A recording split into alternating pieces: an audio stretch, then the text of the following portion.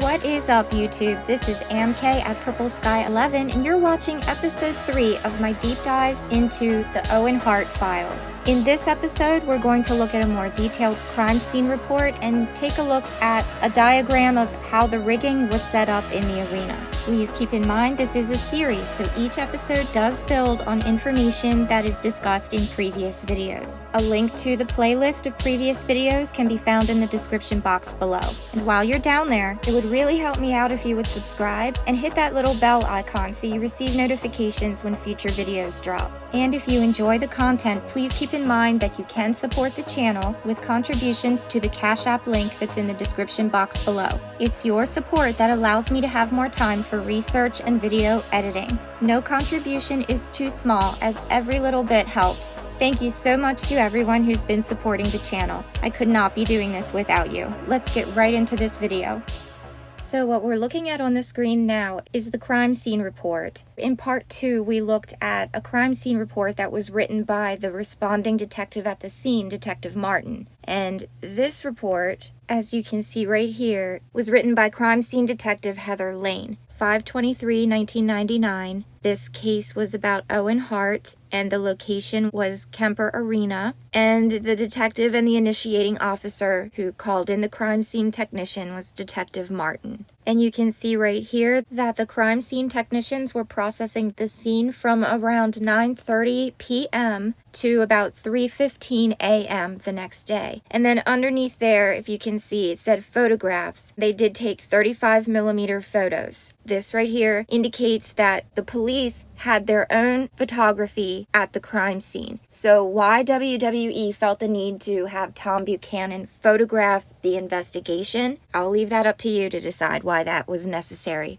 And assisting CST Lane was CST Johnson. And you can see here that property was recovered, and we'll look at that in a minute. And as you can see right here, this cover letter is page 1 of 8 pages. So we have all of that to get through today. So moving down to the report, it says continuation here at the top. And this is page 2 of 8. The date, 5/23/99. And now I, in this report, is crime scene technician Heather Lane. So she writes, upon my arrival, I contacted Detective Martin in regard to a dead body. He stated that during a World Wrestling Federation wrestling exhibition at Kemper Arena, Owen Hart was to perform a stunt whereby he rappelled from the catwalk near the ceiling into the wrestling ring. During the stunt, Owen reportedly became unattached from his rigging and fell to the ring. Owen was transported via MAST, M-A-S-T, to Truman Medical Center Emergency Room, where he was pronounced dead. MAST stands for Metropolitan Ambulance Services Trust. At the time, in 1999, this was a non-profit EMS agency that was the sole ambulance provider for Kansas City, Missouri. And this report says processing of the scene was requested.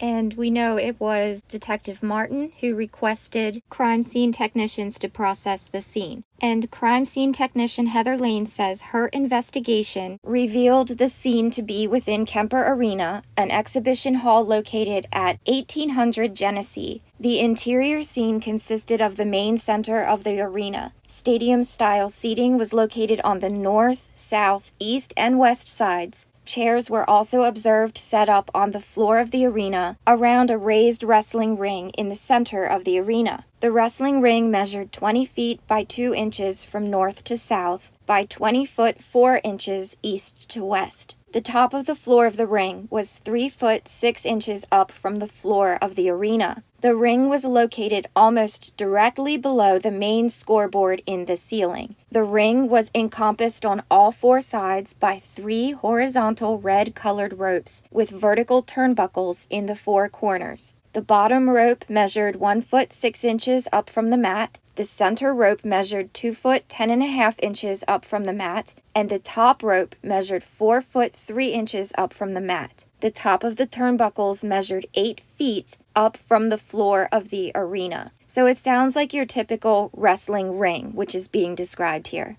The floor of the ring appeared to be an off-white colored canvas mat. A metal set of stairs was observed at the southeast corner of the ring, allowing access up to the ring. Areas of orange discoloration were observed in several locations on the canvas. This was explained to be fake blood that was commonly used in the exhibitions. This substance did not test positive for the presence of blood with the use of a hemosticks. Hemosticks are these little strips that crime scene investigators use. They dampen the end of the tip with distilled water and then they touch it to the blood stain in question. And if it turns green, that signifies that the blood stain in question is indeed blood. 2 brown discolored areas, one approximately 6 inches by 2 inches, and one approximately 2 inches by 2 inches, were observed along the west edge of the ring. These areas did test positive for the presence of blood with use of a hemosticks. 3 separate blood samples taken with a sterilized swab were recovered from the 2 aforementioned areas as item number 6.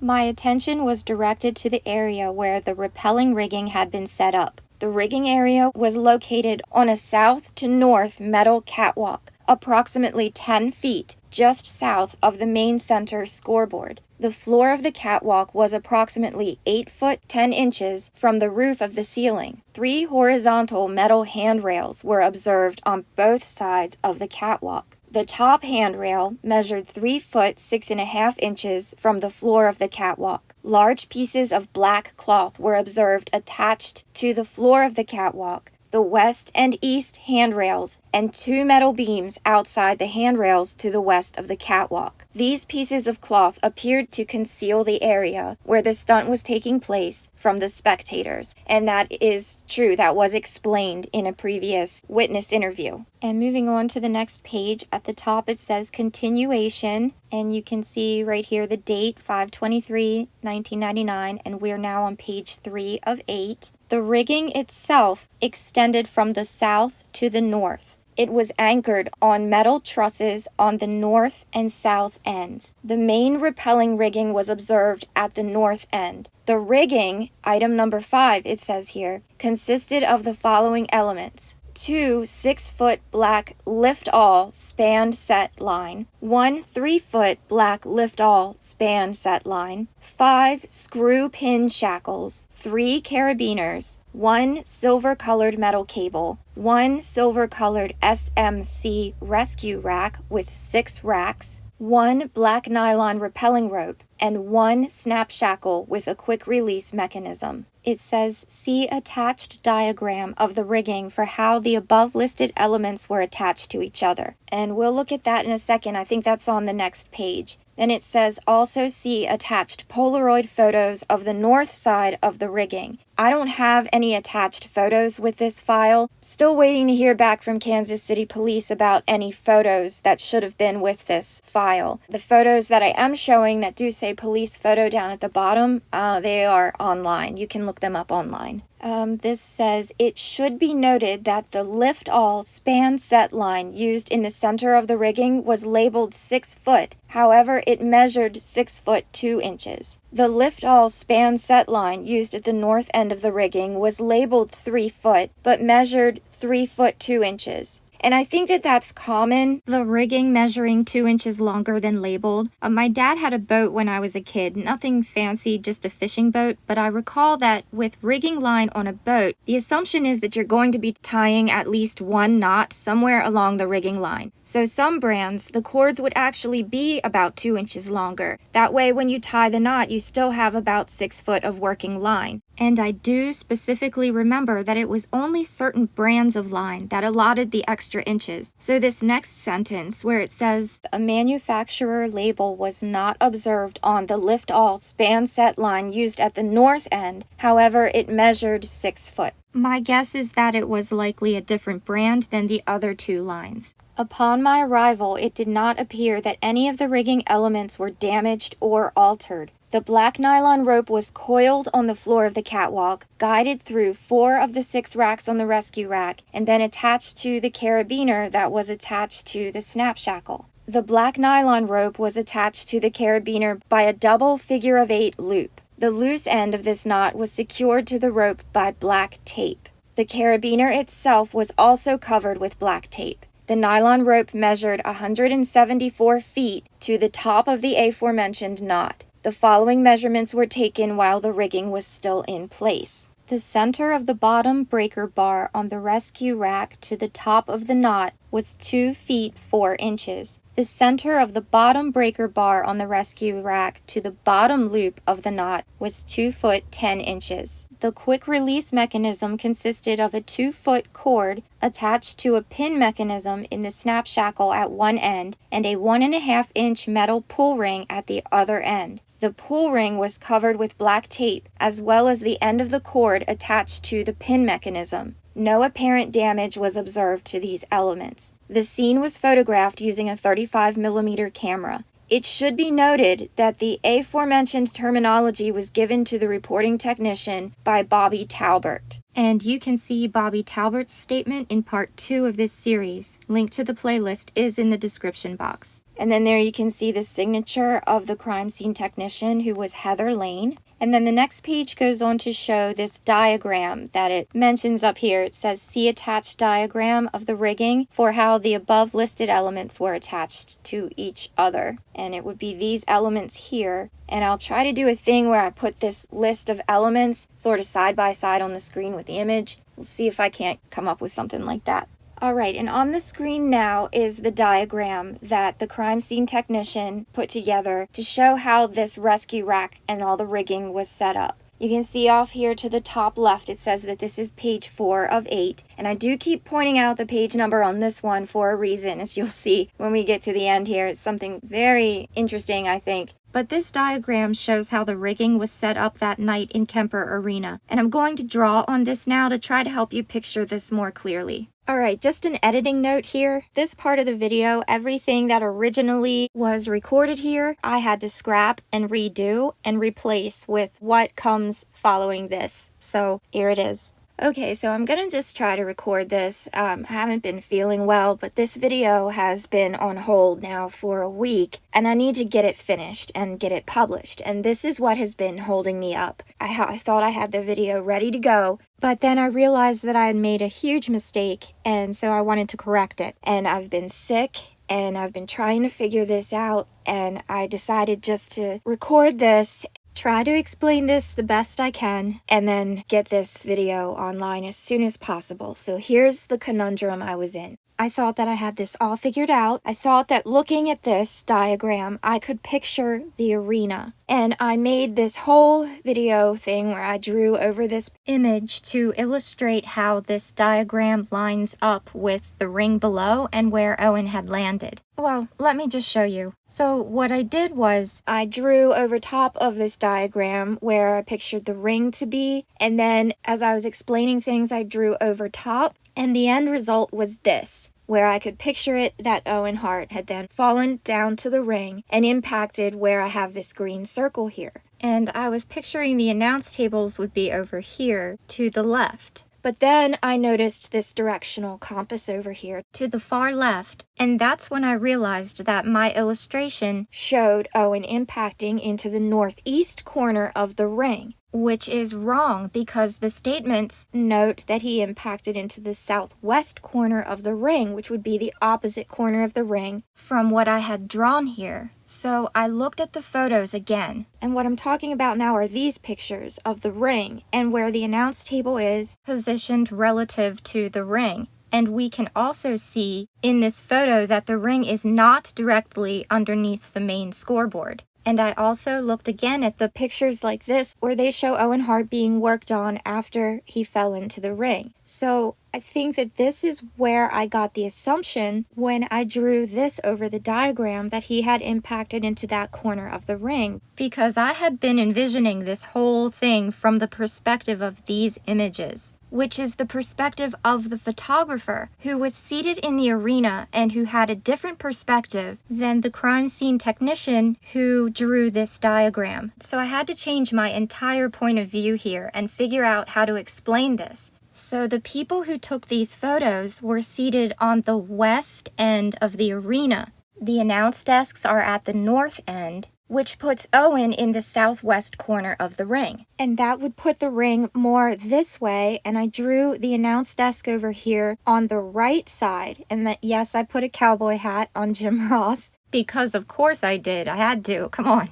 And so looking at this diagram, the people who took those pictures would, if you're facing this like head on, the people who took those photos would be facing you in return. They would be like around this side of the ring and sitting back here. And going by that little compass over there to the far left, that's the west side of the arena. So from their viewpoint, the announce desks would have been to their left. Do you see what I'm saying? These pictures, these images would just be taken from a different perspective. If you flip this image like this, then that puts the announce tables over here to the right, and that would put Owen falling into the southwest corner of the ring, which could still be possible lining up in this direction. And if you look at the directional compass over here, that would still put an impact into the southwest corner of the ring. Unfortunately, my head starts to spin at that point, and I don't know if it's because I'm sick or if it's because I'm just having a difficult time envisioning this perspective, because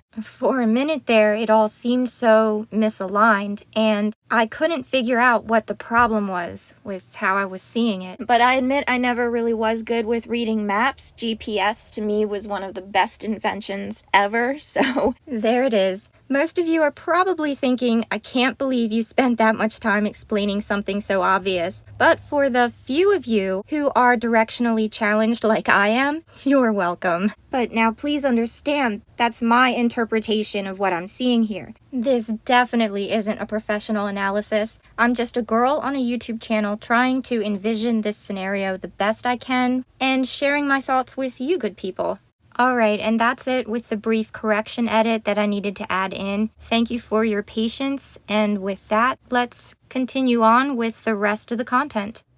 But I can say that when I look at this diagram, I can sort of picture this overlaid on the image of the police photo. I'm talking about this photo right here. I can try to overlay the diagram on top of this so that you can kind of see what I see, but this is how I picture it. So I took that police photo and I overlaid the crime scene technician's diagram over top of that photo. And then I, made the top photo transparent so that you could see underneath. And then I cropped it. I cropped out the other edge there. And if you can kind of see here how I picture this lining up, down here underneath this scoreboard here is the ring. And up here would be the ceiling trusses. And this right up here would be the catwalk area. And then here would be the carabiner, which is actually right here. This rope right here that goes down like this, and right here you can see the quick release mechanism that was hanging there. Okay, and I'm editing this section in again because just like I made the correction earlier, I just want to point out that this diagram still lines up with what I explained there. I don't know if you can sort of picture how the ring would be situated underneath this scoreboard. We can see from the photos that it was not directly underneath the scoreboard, but it was off to the side. So let me get rid of these markups now so you can take a look at that again. So there it is. That's the overlay that I put together. And I'm thinking that that still fits up with this perspective, that he still could have fallen this way and impacted right here. And going by the directional compass over here, that would be the southwest corner of the ring. Okay, and now I'm gonna flow right back into the original content of the video. Maybe you see what I see, maybe not. If you think that I'm misunderstanding this, don't hesitate to let me know in the comments. I'm not at all claiming to have everything right and correct here, but definitely I'm not trying to get this wrong. I'm just trying to understand best I can what happened here, using the information I have so far. Okay, I think that's enough about this diagram, at least for now. And this was page 4 of 8 pages of the crime scene report that we've been reading through. And now moving on, we have some physical evidence and property inventory reports. As you can see here, we're at page 5 of 8, and the date 5/23/1999. And for the type of offense, other is checked, and the words dead body are filled in there. And that this is to be used as evidence. Right there, it's checked yes. Victim's name, Owen Hart, and the location, Kemper Arena. And this was a homicide investigation. And these items, it says here, were recovered from Bobby Talbert, and that the owner of the property was WWF. But is that really who owns that property? Because in part 2, you can see that Bobby Talbert told police that those items were property of WCW. So what's up with that? And I'm not sure why firearms and tool marks is checked right there, but other is also checked, and it says physical evidence written in the blank there. And here on the item list, it says this is item number 5 and bag number 3. And here are the items: a rappelling rig with miscellaneous snap shackles, screw pin shackles, SMC rescue rack, lift all span set line, and black rappelling rope. And that matches the written crime scene report that notes item number 5 would be the rigging equipment. And then it has an estimated value here of $800. Why that is there with, I'm not sure. I guess, I don't know, for insurance purposes maybe? And then down at the bottom of the page are the names of the crime scene technicians, Heather Lane and Charles Johnson. And then we have another page here, physical evidence property inventory report. Right here at the top, we're at page 6 of 8. And the date again, 5/23/1999. All of the information here is the same, to be used as evidence. Owen Hart, and the address, it's homicide. And here we have trace evidence is listed here. And that trace evidence is the swabs of apparent blood. And for whatever reason, those swabs had no estimated value. And at the bottom of the page, crime scene technicians Lane and Johnson. And this evidence report lists these swabs as item number 6, which matches up with the written report that states the swabs were collected as item number 6. And we're at page 6 of 8, so we should have 2 more pages of evidence inventory lists. But check this out. Scrolling to the next page, we come to this interesting little page. In all capital letters, it says, "Note, the following page or pages of this report were missing when the remainder of the report was scanned on 6/26/1999. And then handwritten in the box, it says, pages 7 and 8 are missing. And then here we have the signature of the records section employee who gathered these documents together to compile this dossier on June 26th of 1999. Pages 7 and 8 are missing. And yep, they're not in here. We do have some additional physical evidence and property inventory reports, but they are dated 6/16/1999, and we will look at those in a future video because they are not related to the items that were recovered at Kemper Arena. Fortunately, I've made a friend at the Kansas City PD, and I'll be asking him about those missing pages. I want to know if he can maybe find them or at least find out what was on those pages. And I also want to know if he thinks this is suspicious and anything else he can tell me about it, like if there's any protocol for when pages go missing. Did anyone take a minute to look for these pages, or is making the note of their absence good enough? I want to know, and I'm going to see what I can find out. So many questions. I don't know what would have been on here that's missing that would have been recovered from Kemper Arena. The cape and the mask? What about the bag that Owen took with him to the catwalk? That's another thing I can think of that they mentioned was at the scene before the fall happened. So were those on the 2 pages that are missing? I don't know. But like I said, I'm going to see if I can't find out. Hopefully we'll find the answers to all of these questions the further we dig into these documents. In part 4, we're going to look at the next of kin notification and a body exam report. I'd like to include the autopsy report in part 4, but I'm still waiting to hear from the Jackson County, Missouri Medical Examiner's Office. One other thing that I think I need to add in here as I'm doing some editing, I'm pretty sure that I'm not going to be able to get a copy of Owen Hart's autopsy report. The autopsy was performed in Jackson County, Missouri, which is where I sent the record request. It was the Jackson County Medical Examiner's Office that did the autopsy. And I filed the request the afternoon of November 17th. And then the very next day, I received this response saying, it says, before I can process your request, I need to know what is your relationship to the deceased. Then it says, also, once I have copied the reports in paper form, I will be emailing you the invoice for the cost of postage. So, I don't think it's a secret that I am not related to Owen Hart in any way. The response that I sent back, I was honest. I said I am unrelated to the deceased. I said I am an independent researcher working on a very small research project. It's now after Thanksgiving. I haven't heard anything back after I replied that I was not related, so maybe I'll just get ghosted. It would be nice if they would send me a reply, but I honestly don't expect one because, well, it was sort of silly of me not to look at the law before making this request, and I sort of feel guilty for it. Like, I wasn't trying to do anything shady or underhanded in requesting this. I just was lax in doing a little research, which I'm embarrassed about. And you can see right here attached to this email is a copy of my request form after I had submitted it to the medical examiner's office. So this is showing what I had filled in, and this is what the medical examiner received. And you can clearly see that after filling out what I was requesting, which was right here, then the next part of the form asks, "Who are you?" And it says, "Please choose if you are a family member of the decedent or with an interested agency."